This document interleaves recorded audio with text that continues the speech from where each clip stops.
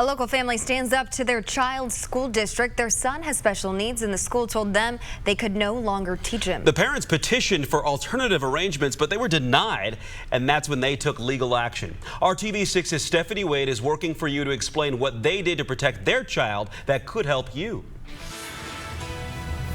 A significant win for special needs advocates. A family won a lawsuit against Carmel-Clay Schools. The hearing officer ruling that the school denied the student a free and appropriate education. I've been his voice, I've been his advocator, his counselor, everything that you can imagine all wrapped up into one. It's been an emotionally grueling 7 months for Brandy Weatherald. In May, Carmel-Clay administrators told her they could no longer teach her 17-year-old son with special needs. I was heartbroken, mainly, and worried, full of worry about what was going to happen. But that wasn't what worried her most. It was the fact that they told her he would need to go to a residential facility to receive an education. I was shocked, and I had shared with them that his providers had said that a residential placement was not appropriate. Weatherald's healthcare providers even testified in the hearing that a residential facility was not necessary.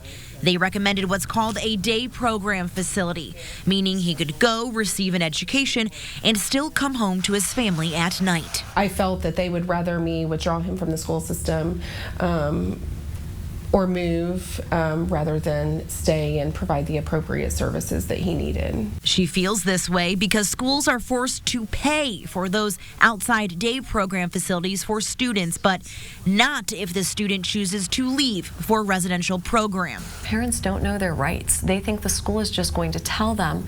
And in reality, the parent has that obligation to learn their rights and advocate for their child, because sometimes they are their child's only voice. An education attorney, Catherine Michael, says this is what many parents go through all over the state. I think schools are very intimidating, and they've learned that. And I think part of the biggest problem is parents think that they can't win against a school district. But now, with this huge win under their belt in protecting special needs students, I feel hopeful, and I feel hopeful for other parents. Stephanie Wade, RTV6. Well, the school responded by saying they can't speak to specifics, but did say generally parents have a right to request a due process hearing with a hearing officer appointed by the Indiana Department of Education if they disagree with the recommendation of a case conference committee made of parents and a multidisciplinary team.